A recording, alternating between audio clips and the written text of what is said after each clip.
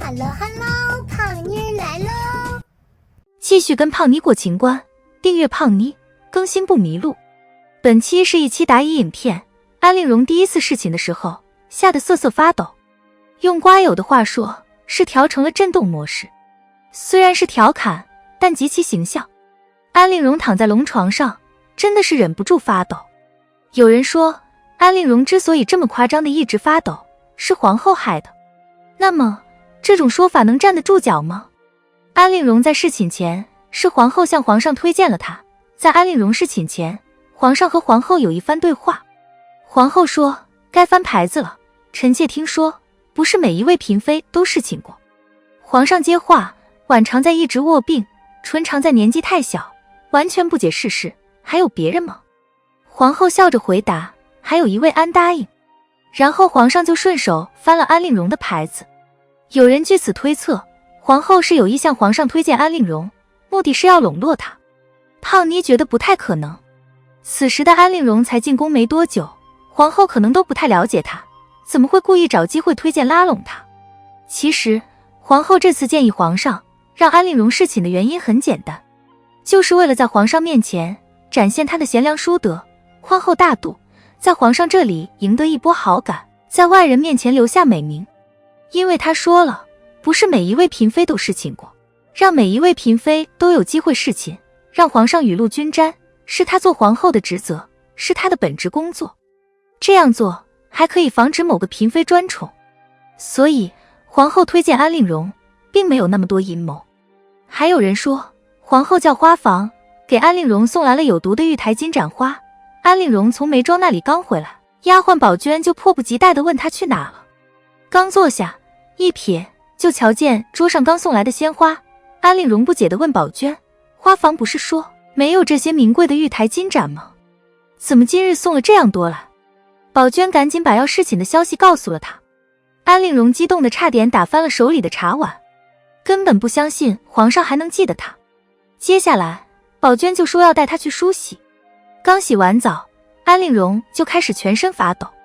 嬷嬷还安慰他不要害怕，并告诉他侍寝的规矩。但安令荣还是不能停止抖动。等被太监抬上龙床，皇上还没靠近他，隔着被子就觉得奇怪，被子为什么在抖动？皇上走近揭开被子一角，一看才知道是安令荣抖得厉害。皇上问他话，他回答的结结巴巴，语无伦次，牙齿都上下打架了。皇上觉得太扫兴了，就让太监把安令荣抬走了。有人说，安令荣即使第一次侍寝紧张，但也不至于一直筛糠一样抖动身体，这发抖的时间有点太长了，而且看起来好像是自己无法控制的。于是就怀疑，可能是皇后命花房送来的玉台金盏有问题，这花是不是被皇后加入了药物或者香料，导致安令荣轻微中毒了？胖妮还是觉得不太可能。安令荣侍寝失败，对皇后有什么好处呢？当时得宠的于答应是华妃团队的人，如果有个人能出来分宠，皇后再加以笼络，对她来说是一件好事啊。再说了，玉台金盏虽然有毒，但是不食之叶和花粉仅仅是观赏，根本不可能中毒。况且安令荣自己也知道，这种花是可以养在室内观赏的，否则花房怎么敢培育出来送到各宫娘娘寝殿里呢？如果真的是皇后放了什么香料，香料行家出身的安令荣岂能不知道？那安令荣发抖的真相到底是什么呢？第一，侍寝来得太突然了，他真的很紧张。安令荣对于侍寝是丝毫没有心理准备的。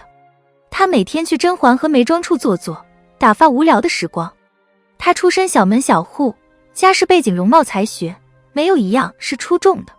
估计他自己之前都没想到，自己竟然被拉去选秀，更想不到还成功了。欣喜了一会儿，进宫后才发现宫中美女如云，各方面条件比他都优秀的人一抓一大把，自己在皇上那儿根本排不上号，失落一阵，大概已经习惯了。能不能受宠只能听天由命了。生活本来波澜不惊，但突然有一天传来让他侍寝的消息，他能不激动紧张吗？根本没办法让自己平静下来。第二，天气寒冷，更容易发抖。安令荣侍寝的时候是冬天，天气寒冷，洗完澡瑟瑟发抖也正常，再加上心里紧张，一时半刻难以平复情绪也是有的。身体的寒冷更加剧了心里的紧张。第三，父亲宠妾灭妻带给他的家庭阴影，让他惧怕男人。皇上的年纪估计和安令荣父亲差不多。安令荣虽然是嫡女，但母亲通过刺绣工艺帮助父亲平步青云后，并没有得到相应的回报，反而受尽了父亲的苛待和侮辱。这让安令荣从小在没有安全感的环境下长大，形成了自卑敏感、多疑胆小的性格。他对父亲是惧怕的。